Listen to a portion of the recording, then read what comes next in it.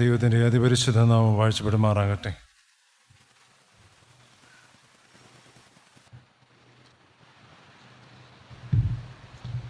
ഏറ്റവും അനുഗ്രഹീതമായ പ്രഭാതത്തിങ്കിൽ പ്രാർത്ഥനയോടും ഒരുക്കത്തോടും ചേർന്ന നിങ്ങളെല്ലാവരെയും ദൈവം അനുഗ്രഹിക്കട്ടെ എന്ന് പ്രാർത്ഥിക്കുകയും ചെയ്യുന്നു.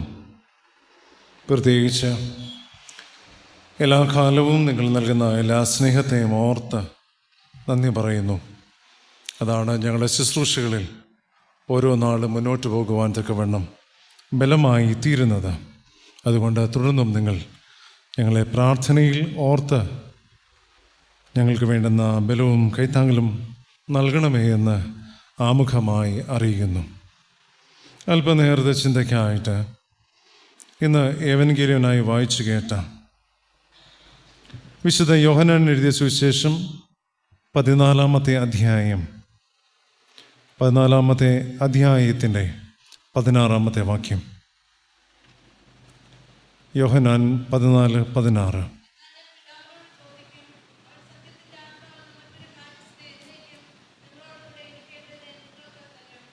പ്രാർത്ഥിക്കാം. നല്ല ദൈവമേ, സ്വർഗ്ഗപിതാവേ, വചനത്തിൽ ഞങ്ങൾ താണിരിക്കട്ടെ.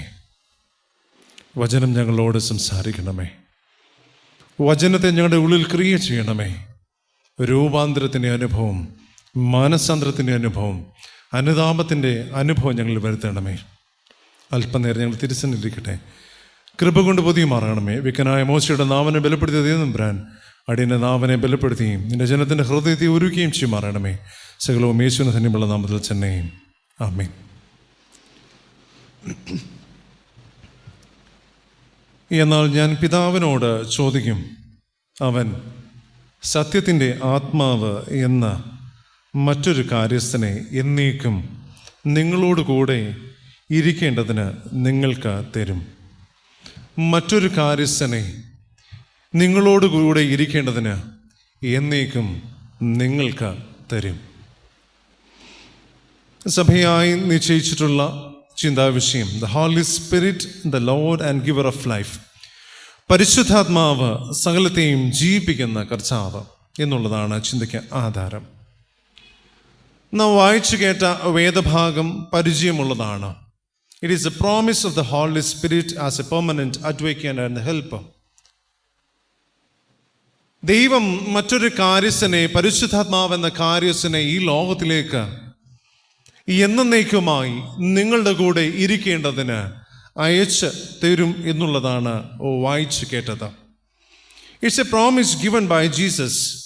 യേശു ക്രിസ്തു തന്നെ അനുധാവനം ചെയ്യുന്നവർക്ക്, തന്നെ സ്നേഹിക്കുന്നവർക്ക്, തൻ്റെ ചട്ടങ്ങളെ പ്രമാണിക്കുന്നവർക്ക് എന്നേക്കും കൂടെ ഇരിക്കേണ്ടതിന് അയച്ച് തരുന്ന അനുഭവമാണ് നാം ചെയ്തത്. പ്രത്യേകിച്ച് കഴിഞ്ഞ ദിവസങ്ങളിലൊക്കെ സ്വർഗാരോഹണ പെരുന്നാൾ നാം കൊണ്ടാടുകയുണ്ടായി. യേശു ക്രിസ്തു ഇഹലോകത്തിൽ ജീവിക്കുകയും ഈ ലോകത്തിൽ ശുശ്രൂഷ ചെയ്യുകയും ക്രൂശിക്കപ്പെടുകയും ആരോഹണം വഴിയായി എടുക്കപ്പെടുകയും ചെയ്യുമ്പോൾ യേശു ക്രിസ്തു താൻ വിട്ടേച്ചു പോകുന്ന ജനത്തിന് നൽകുന്ന ഉറപ്പും ഉടമ്പടിയുമാണ്, ഞാൻ ഇപ്പോൾ പോകുന്നു എങ്കിലും കുറഞ്ഞൊരു നാഴി കാണും എന്നെ കാണുന്നില്ല എങ്കിലും ഞാൻ ഒരു പരിശുദ്ധാത്മാവിനെ നിങ്ങളുടെ അടുക്കൽ നിങ്ങൾക്കായി എന്നേക്കുമായി നൽകിയിട്ട് പോകുന്നു എന്നുള്ള ഉറപ്പ്. അതുകൊണ്ട് യേശു ക്രിസ്തുവിൻ്റെ വേർപാടിൽ, ഈ ലോകത്തു നിന്നുള്ള മാറ്റപ്പെടലിൽ അനുതപിച്ചിരിക്കുവാനല്ല, മറിച്ച് പുതിയ പ്രത്യാശയും പുതിയ പ്രതീക്ഷയും നൽകിക്കൊണ്ട് ഈ ലോകത്തിൽ അനുഗ്രഹീതരായി മുന്നോട്ട് പോകുവാൻ തക്കവണ്ണം യേശു ക്രിസ്തു പരിശുദ്ധാത്മാവിലൂടെ നൽകുന്ന ഉറപ്പാണ്, ഞാൻ മറ്റൊരു കാര്യസ്ഥനെ നിങ്ങൾക്ക് തരും, എന്നേക്കും നിങ്ങളോടുകൂടെ ഇരിക്കേണ്ടതിന് തന്നെ. ഒരു പുസ്തകത്തിൽ ഇപ്രകാരം ഒരു കുറിപ്പുണ്ട്. അതിപ്രകാരമാണ്, ഈ ലോകത്തിലെ ഏറ്റവും ധനികമായ ഇടം ഏതാണെന്നുള്ളതാണ്. Which is the most richest land in the world. ലോകത്തിലെ ഏറ്റവും ധനികമായ സമ്പത്തുള്ള ഇടം ഏതാണെന്നുള്ളതാണ് ചോദ്യം. ഏതാണിടം? The richest land. GK ഒന്നുമല്ല കേട്ടോ. Richest land in the world. അദ്ദേഹം പറയുന്നൊരു മറുപടി ഇപ്രകാരമാണ്: ശ്മശാനമാണ് ഏറ്റവും റിച്ചസ്റ്റ് ആയിട്ടുള്ള ലാൻഡ് എന്നുള്ളതാണ്, അല്ലേ? സെമിത്തേരികളാണ് ഈ ഏറ്റവും സമൃദ്ധമായിട്ടുള്ള ഇടം. എന്തുകൊണ്ടത് പറയുന്നത്? അദ്ദേഹം താഴോട്ട് ഇങ്ങനെ കുറേ വരികൾ എഴുതിയിരിക്കുന്നു. നടക്കാതെ പോയ ഒത്തിരി സ്വപ്നങ്ങളുടെ ഇടമാണ് ശ്മശാനങ്ങൾ. നടക്കാതെ ആഗ്രഹിച്ച് ഒത്തിരി കൂട്ടി, പക്ഷെ ഒന്നും നടക്കാതെ കൂട്ടിവെച്ച ഇടമാണ് കല്ലറകളുടെ ഇടമെന്ന് പറയുന്നത്. ആർക്കും പകുത്തു കൊടുക്കാത്ത ചില അനുഭവങ്ങളുടെ ഇടമാണ് കല്ലറകൾ എന്ന് പറയുന്നത്. എഴുതപ്പെടാതെ പോയ എത്ര കാവ്യങ്ങളുടെ ഇടമാണ് കല്ലറകൾ. നൽകാതെ പോയ എത്ര ആലിംഗനങ്ങളുടെ ഇടമാണ് കല്ലറകൾ. ചേർത്ത് പിടിക്കാത്ത എത്ര സ്നേഹങ്ങളുടെ ഇടമാണ് കല്ലറകൾ, അല്ലേ?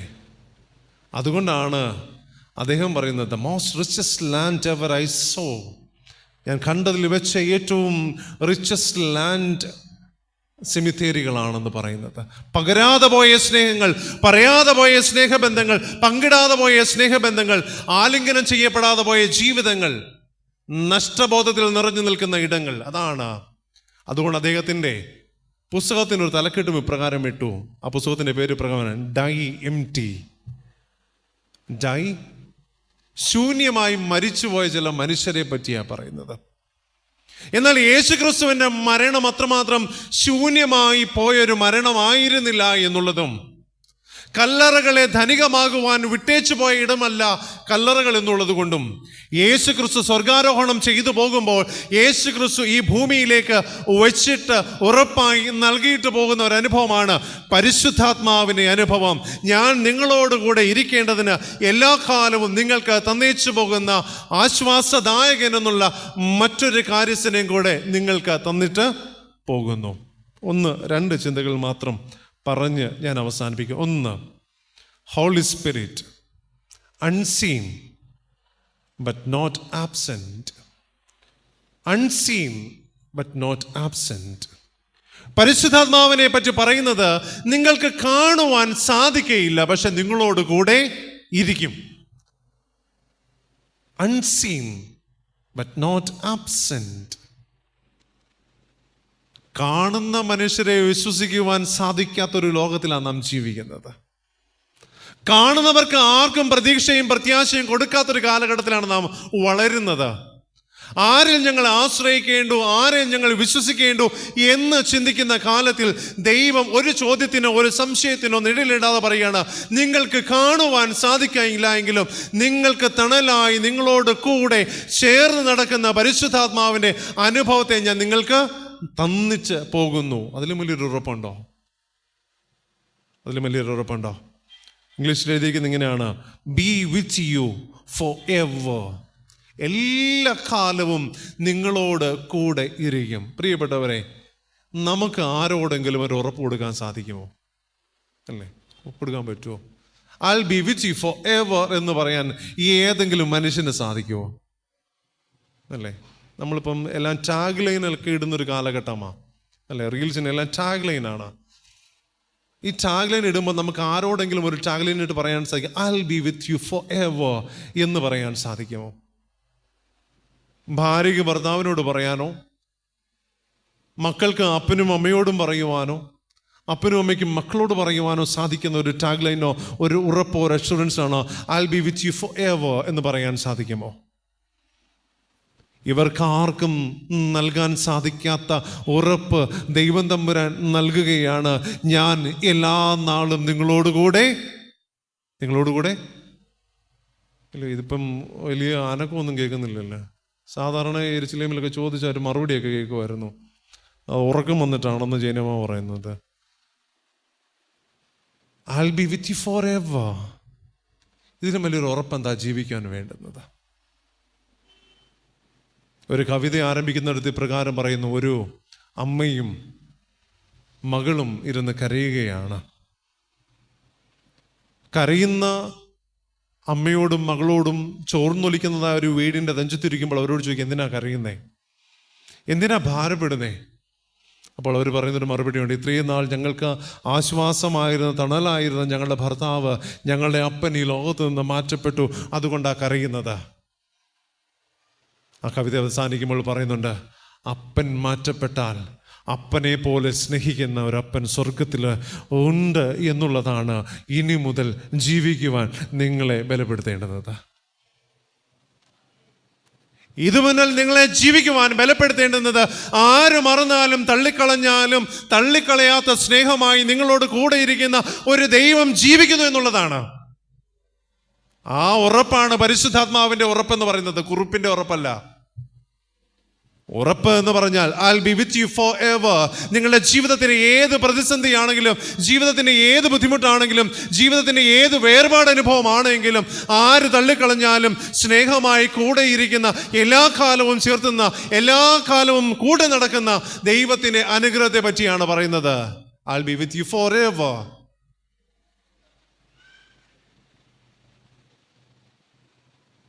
പരിശുദ്ധാത്മാവിന് നൽകുവാൻ സാധിക്കുന്ന ഉറപ്പാ.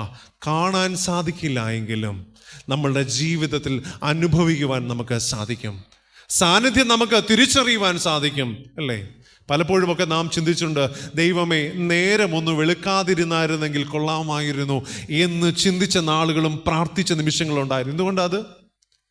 അത്രമാത്രം ഭയാനകമായ ജീവിതത്തിന്റെ പ്രതിസന്ധിയിലൂടെ കടന്നുപോയത് കൊണ്ടാകാം പ്രാർത്ഥിച്ചത്, നേരം ഒന്ന് വെളുക്കാതിരുന്നായെങ്കിൽ കൊള്ളാമായിരുന്നു, ഇന്ന് വെളുത്തു കഴിഞ്ഞാൽ ഞാൻ ഈ പ്രതിസന്ധിയൊക്കെ എങ്ങനെ നേരിടുമെന്ന് ചിന്തിച്ച നാളുകൾ അനുഗ്രഹീതമായിട്ട് ദൈവതമ്പുരാൻ നമ്മളെ വഴി നടത്തിയില്ലേ?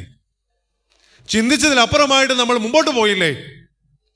നമ്മുടെ പ്രതിസന്ധികളെല്ലാം ഒന്നൊന്നായി ഒഴിഞ്ഞു നീങ്ങിയിട്ടുണ്ടെങ്കിൽ കാണാതിരുന്നിട്ടും കാണാത്തവനെ പോലെ പോകുകയല്ല, മറിച്ച് കരുതലായി കൂടെ ഇരുന്ന് നമ്മളെ വഴി നടത്തുന്ന പരിശുദ്ധാത്മാവിന്റെ അനുഭവത്തെ പറ്റിയാണ് പറയുന്നത്. Unseen but not absent. അതുകൊണ്ട് തന്നെയാണ് സാധു കൊച്ചുഞ്ഞ് ഉപദേശിച്ച് പാടുന്നൊരു പാട്ട്, ആരും സഹായമില്ല എല്ലാവരും പാരിൽ, കണ്ണും കാണാതെയും പോയിടുമ്പോൾ എന്നാൽ എനിക്കൊരു സഹായകൻ ഉണ്ടെന്നറിഞ്ഞതിൽ എൻ്റെ എന്തുല്ലാസമാ. അതുകൊണ്ട് പ്രിയപ്പെട്ടവരെ, അൺസീൻ ബട്ട് നോട്ട് ആബ്സെന്റ്. ഇന്ന് നമ്മൾ ഒന്നാം പാഠഭാഗമായി വായിച്ചു കേട്ട എസ്കേൽ പ്രവാചകന്റെ പുസ്തകം 37-ാമത്തെ അധ്യായം അതിൻ്റെ 1 മുതലുള്ള വാക്യങ്ങളിൽ നമുക്ക് താഴോട്ട് വായിക്കുവാൻ സാധിക്കും. യഹോവയുടെ കൈ എൻ്റെ മേൽ വന്ന് യഹോവയുടെ ആത്മാവിൽ എന്നെ പുറപ്പെടുവിച്ച് അത് താഴ്വരയുടെ നടുവിൽ നിർത്തി, അത് അസ്ഥികൾ കൊണ്ട് നിറഞ്ഞിരിക്കുന്നു എന്ന് പറയുന്നു. അപ്പോൾ നമ്മുടെ ഹൃദയങ്ങളിൽ വരുന്ന ഒരു ചോദ്യമാ, കാണാത്തവരെ കൊണ്ട് എന്ത് ചെയ്യാൻ സാധിക്കും, അല്ലേ? കാണുന്നവരെ കൊണ്ടൊന്നും ചെയ്യാൻ പറ്റുന്നില്ല, അപ്പോൾ ഇനി കാണാത്തവരെ കൊണ്ട് എന്ത് ചെയ്യാൻ സാധിക്കുമെന്ന് ചിന്തിക്കുമ്പോഴാണ് താഴ്വരയിലുള്ള എസെക്കിയേലിന്റെ പ്രവചനം നമ്മൊന്ന് വായിച്ചു നോക്കണം. അവനെ താഴ്വരയിൽ പരിശുദ്ധാത്മാവ് കൊണ്ട് നിർത്തി എന്ന് പറഞ്ഞിട്ട് താഴോട്ട് പറയുന്ന വാക്യങ്ങൾ ഇപ്രകാരമാണ്. അവിടെ ഒരു ചോദ്യം ചോദിക്കുന്നു, ഈ അസ്ഥികൾ എങ്ങനെയാ, ഈ അസ്ഥികൾ ജീവിക്കുമോ എന്നുള്ളത് ആ ചോദ്യം. താഴെയുള്ള വാക്യങ്ങൾ നമുക്ക് വായിക്കുവാനായിട്ട് സാധിക്കും. ഞാൻ നിങ്ങളുടെ മേൽ ഞരമ്പ് വെച്ച്, ഞാൻ നിങ്ങളുടെ മേൽ മാംസം പിടിപ്പിച്ച്, ഞാൻ നിങ്ങളുടെ മേൽ തൊക്കുകൊണ്ട് പൊതിഞ്ഞ്, ഞാൻ അവരുടെ മേൽ ഊതി, അവർ ജീവിച്ച് ഏറ്റവും വലിയ സൈന്യമായിട്ട് നിന്നു എന്നുള്ളതാ. They came to life and stood up on their feet, a vast army. കാണാത്തവൻ എന്ത് ചെയ്യാൻ സാധിക്കും? നിങ്ങളുടെ മേൽ തൊക്കുകൊണ്ട് പൊതിഞ്ഞ്, നിങ്ങളുടെ മേൽ ഞരമ്പ് കൊണ്ട് അതിനെ തീർത്ത്, നിങ്ങളിൽ ജീവശ്വാസം ഊതി, നിങ്ങൾക്ക് മാംസം നൽകി, ചത്തവരായ നിങ്ങളെ, മരിച്ചവരായ നിങ്ങളുടെ സ്വപ്നങ്ങളെ, നഷ്ടപ്പെട്ടു പോയ ജീവിത അനുഭവങ്ങളെ നിലനിർത്തി ഒരു സൈന്യമാക്കി തീർക്കുന്ന യഹോവയും പരിശുദ്ധാത്മാവും ഉണ്ട് എന്നുള്ളതാണ് ചിന്തയ്ക്ക് ആധാരം. സാധിക്കുമോ? കാണാത്തവൻ എന്ത് ചെയ്യും? നിങ്ങളുടെ സ്വപ്നങ്ങൾ നഷ്ടപ്പെട്ടു പോയാലും, നിങ്ങളുടെ പ്രതീക്ഷകൾ നഷ്ടപ്പെട്ടു പോയാലും, നിങ്ങളുടെ ജീവിതം നഷ്ടപ്പെട്ടു പോയാലും, വേദന ഒരു കൊടുങ്കാറ്റായി ജീവിതത്തിൽ അടിച്ചു നിന്നാലും, ഇവിടെ എഴുതിയിരിക്കുന്നു, നിങ്ങളുടെ അസ്ഥികളാകുന്ന ശരീരത്തെ ഞരമ്പ് വെച്ച്, മാംസം വെച്ച്, തൊക്കുകൊണ്ട് മൂടി, അതിന്മേൽ ജീവശ്വാസം മോദി ഒരു സൈന്യത്തെ പോലെ നിങ്ങളെ എഴുന്നേറ്റ് നിർത്തും. ഒരു സ്വതന്ത്രം പറയാൻ സാധിക്കുമോ? അല്ലേ? എല്ലാം നഷ്ടപ്പെട്ടവരുടെ ഇടയിൽ പറയുകയാണ്, ഞാൻ ഒരു സൈന്യമായി ഒരു അസ്ഥിയെ എഴുന്നേൽപ്പിച്ച് നിർത്തുവാൻ മതിയായ ദൈവത്തിന്റെ പരിശുദ്ധാത്മാവാണെങ്കിൽ നിങ്ങൾ സങ്കടപ്പെടുകയോ ഭാരപ്പെടുകയോ ആവശ്യമില്ല എന്ന് പറയുന്നുണ്ട്. ഒരു വൈദിക വിദ്യാർത്ഥി അവൻ ജീവിതത്തിൽ അവൻ്റെ ഭവനത്തിലെ ആകെ അത്താണിയാണ്. അങ്ങനെ ഇരിക്കെ പഠനത്തിന് 1-ാം വർഷം കയറിയപ്പോൾ ആ ഭവനത്തിൽ അവൻ്റെ അപ്പൻ, 2 പെൺകുട്ടികൾ, അമ്മ, ഇവരാണ് കുടുംബം. 1-ാം വർഷം പഠിച്ചു തുടങ്ങിയപ്പോൾ തന്നെ അപ്പൻ ഈ ലോകത്ത് നിന്ന് മാറ്റപ്പെട്ടു. മരണവാർത്ത അറിഞ്ഞ് വന്ന ശുശ്രൂഷ മധ്യേ വല്ലാതെ കരയുകയാണ്, വല്ലാതെ നിലവിളിച്ച് ഭാരപ്പെടുക. കാരണം ഒന്നും ആയിട്ടില്ല. ആകെ ഉണ്ടായിരുന്ന തണലെന്ന് ഉണ്ടായിരുന്ന അപ്പൻ ഈ ലോകത്ത് നിന്ന് മാറ്റപ്പെട്ടു. 2 പെൺകുഞ്ഞുങ്ങൾ. ഇവനാണെങ്കിൽ പഠിക്കുവാൻ 1-ാം വർഷം കയറി. ഈ ഭവനം എന്തായിത്തീരുമെന്ന് നിലവിളിച്ചുകൊണ്ട് വ്യാകുലപ്പെട്ട് കരഞ്ഞപ്പോൾ അവനോട് അന്ന് ശുശ്രൂഷയ്ക്ക് നേതൃത്വം നൽകിയ ഒരു തിരുമേനി പറഞ്ഞൊരു വാക്കുണ്ട്: കരയണ്ട, നിന്റെ അപ്പൻ മരിച്ച ആ നിമിഷം നിനക്ക് സ്വർഗത്തിൽ നിന്നൊരു അപ്പൻ ഭൂമിയിലേക്ക് ഇറങ്ങിയിട്ടുണ്ട്. ആ ഇറങ്ങിയ അപ്പൻ നിന്നെയും നിന്റെ ഭവനത്തെയും കരുതിക്കൊള്ളും. നിന്റെ അപ്പൻ ഈ ഭൂമിയിൽ നിന്ന് മുകളിലോട്ട് പോയ ആ നിമിഷം സ്വർഗത്തിൽ നിന്നൊരു അപ്പൻ ഈ ഭൂമിയിലേക്ക് നിനക്ക് വേണ്ടി ഇറങ്ങിയിട്ടുണ്ട്. അവൻ നിന്റെ ഭവനത്തെ കരുതുകയും നിന്നോടുകൂടെ ഇരിക്കുകയും ചെയ്തുകൊണ്ട് പ്രിയപ്പെട്ടവരെ, പ്രത്യേകിച്ച് ഈ ആഴ്ചകളിലൊക്കെ വേദനയുടെയും വേർപാടിന്റെയും ഒക്കെ ഭവനങ്ങളിലാണ് നാം കടന്നു പോകുന്നത്. വല്ലാത്ത സങ്കടകരമായ വേർപാടുകൾ നമ്മുടെ ഇടയിൽ ഉണ്ടായിട്ടുണ്ട്. അവരോട് പറയുകയാണ്, നിങ്ങളുടെ കൂടെ എല്ലാ കാലവും ഇരിക്കേണ്ടതിന്, എന്നേക്കുമായിരിക്കേണ്ടതിന് അവൻ മറ്റൊരു കാര്യസ്ഥനെ നിങ്ങളുടെ അടുക്കിലേക്ക് അയച്ചിട്ടുണ്ട്. ദൈവം സമാധാനം കൊണ്ട് നിറയ്ക്കട്ടെ. 2-മതായിട്ട് ഇവിടെ രേഖപ്പെടുത്തിയിരിക്കുന്നു, അതൊരു ഉറപ്പാണ്. ഞാൻ നിങ്ങളെ അനാഥരായി I will not send you orphans. അനാഥരായി വിടുകയില്ല എന്നുള്ള ഉറപ്പ്. ഇന്ന് ഈ ലോകം നേരിടുന്ന ഏറ്റവും വലിയ പ്രശ്നമെന്ന് പറയുന്നത് അനാഥത്വമാണ്. ഈ ബൈബിൾ രേഖപ്പെടുത്തിയിരിക്കുമ്പോൾ അനാഥത്വം എന്ന് പറയുന്നത് അപ്പനും അമ്മയും നഷ്ടപ്പെട്ട അനുഭവം മാത്രമല്ല, അപ്പനും അമ്മയും തിരിഞ്ഞു നോക്കാത്ത അവസ്ഥയും ഓർഫൻസ് ആണ്, അല്ലേ? നമ്മളെപ്പോഴും ചിന്തിക്കുന്ന അനാഥരെന്ന് പറയുന്നത് അപ്പനും അമ്മയും നഷ്ടപ്പെട്ടതല്ലല്ല. അപ്പനും അമ്മയും തിരിഞ്ഞു നോക്കാത്തവരോ ശ്രദ്ധിക്കുവാനോ സ്നേഹിക്കുവാനോ കരുതുവാനോ പരിഗണിക്കുവാനോ ആരുമില്ലാത്ത അനുഭവം അനാഥത്വമാണ് എന്നുള്ളതാണ് നാം വായിച്ചു കേട്ടത്. അങ്ങനെയുള്ളൊരു കാലഘട്ടത്തിൽ പറയുകയാണ്, ഞാൻ നിങ്ങളെ അനാഥരായി തള്ളിക്കളയും. അതായത് ജീവിത പ്രതിസന്ധികളിൽ നമ്മളെ പരിഗണിക്കുവാനോ സ്നേഹിക്കുവാനോ ചേർത്ത് നിർത്തുവാനോ ജീവിതത്തിന്റെ പ്രതിസന്ധികളുടെ കൂട്ടിൽ നിന്ന് പോട്ടെ സാരമില്ല എന്ന് പറയുവാനോ ഇതെല്ലാം കടന്നു പോകും എന്ന് പറയുവാനോ ആരുമില്ലാതിരിക്കുന്ന എല്ലാവരോടും പറയുകയാണ്, ഞാൻ നിങ്ങളെ അനാഥരായിട്ട് തള്ളിവിടുകയില്ല. കാണാത്തൊരാൾക്ക് എങ്ങനെയാണ് അനാഥരെ സനാഥരാക്കി തീർക്കുന്നത്, അല്ലേ? ജീവിച്ചിരിക്കുന്നവർക്ക് പല മനുഷ്യരെയും സനാഥരാക്കി തീർക്കുവാൻ സാധിക്കാത്ത കാലഘട്ടത്തിൽ കാണാത്തവർക്ക് എങ്ങനെയാണ് സനാഥരായി തീരുന്നത്? ഈ അടുത്ത ദിവസങ്ങളിൽ യൂട്യൂബിൽ വൈറലായിട്ടുള്ള ഒരു വ്ളോഗറിന്റെ ഒരു ഇന്റർവ്യൂ കാണുവാനിടയായി.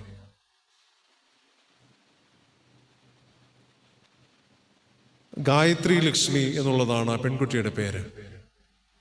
നെഗറ്റീവ് കമന്റ് ഇടുന്നവരെ വളരെ രസകരമായിട്ട് അതിനെ ഹാൻഡിൽ ചെയ്ത് മറുപടി ഇടുന്ന ഒരു വ്ളോഗറാണ്.